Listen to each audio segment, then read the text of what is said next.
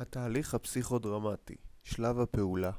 בכדי לגשת לשלב זה, אנו זקוקים למספר מרכיבים. המנחה, הפרוטגוניסט והקהל. על הבמה, הפרוטגוניסט מתחיל את הפעולה בדיון קצר בבעייתו. המנחה מלבן עם הפרוטגוניסט את זמן האירוע, המקום והמציאות. לאחר מכן נערכת בדיקה עם הקבוצה כולה, עם חבריה מבינים מהו הנושא ולאן מוליך הפרוטגוניסט. נערכת בנייה של תמונה באמצעות תפאורה בסיסית לצורך אימון לקראת חוויות הפרוטגוניסט. כשהפרוטגוניסט מסיים לארגן את התמונה, מציע לו המנחה לבחור מתוך הקבוצה באגו מסייע, כדי לגלם את התפקיד של האחרים המשמעותיים. האגו המסייע לומד על האחרים באמצעות חילוף תפקידים עם הפרוטגוניסט. המנחה עוזר לפרוטגוניסט באמצעות טכניקות שונות לחקור צדדים שונים של בעייתו. הוא מציע לפרוטגוניסט לבחון חלופות שונות לבעיות שעלו מתוך החוויה. הקתרזיס, שיא הריגוש, מוגדר על ידי מורנו כקתרזיס של אינטגרציה. הפרוטגוניסט משיג תחושת כוח ורווחה. לקראת הקתרזיס, מגלה הפרוטגוניסט לעתים קרובות התנגדות, שמקורה בכך שהוא עומד לוותר על מנגנוני ההגנה שבעבר שימשו אותו וסייעו לו לשמור על איזון, אך כיום מהווים מקור לחרדה, תסכול ומתח. אם מצליחים לעבוד עם הפרוטגוניסט על התנגדויותיו, תוך שהוא מתבונן במנגנוני ההגנה מקרוב ולומד מה לעשות כדי לצמצם אותם או להמירם, הוא מגיע לקתרזיס.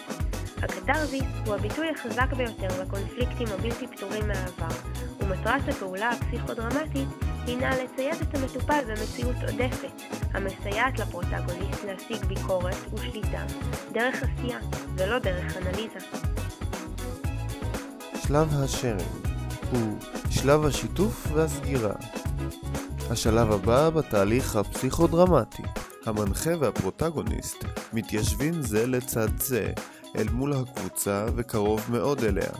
זהו אקט משמעותי שמסייע לפרוטגוניסט להשתחרר מתפקידו ומזרז את חזרתו לקבוצה ולמציאות.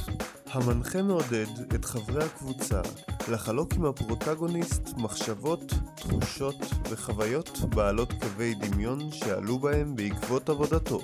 מורנו השווה את הפרוטגוניסט בשלב השרינג למטופל בחדר ההתאוששות לאחר ניתוח.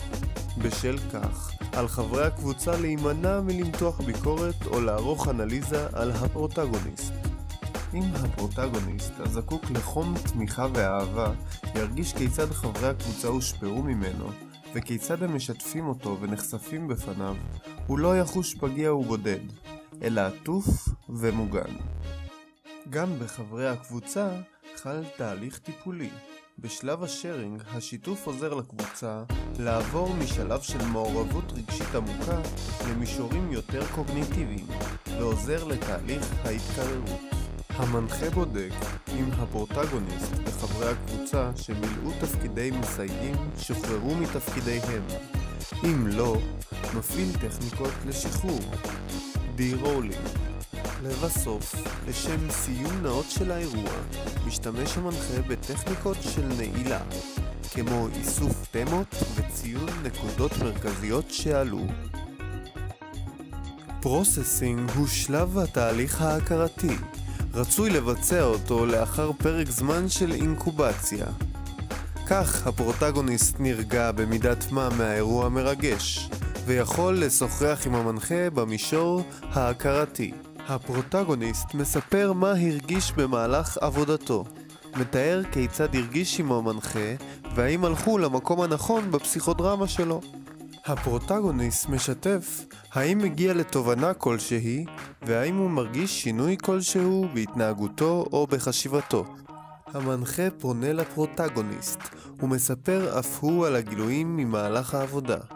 ולאילו כיוונים נוספים אפשר היה עוד לפנות. המנחה גם כן מתאר מה הייתה תחושתו בזמן העבודה עם הפרוטגוניסט ועם הקבוצה. חברי הקבוצה פונים אל המנחה, כיוון שהוא זה שאחראי לכל התהליך הפסיכודרמטי. לפיכך, ביקורת או שאלות מופנות אך ורק אליו, והוא משמש כמעין מסנן לכל הדברים המופנים לפרוטגוניסט. אלו היו 5 דקות ו-24 שניות בנושא התהליך הפסיכודרמטי, פעולה, שיירינג ופרוססינג.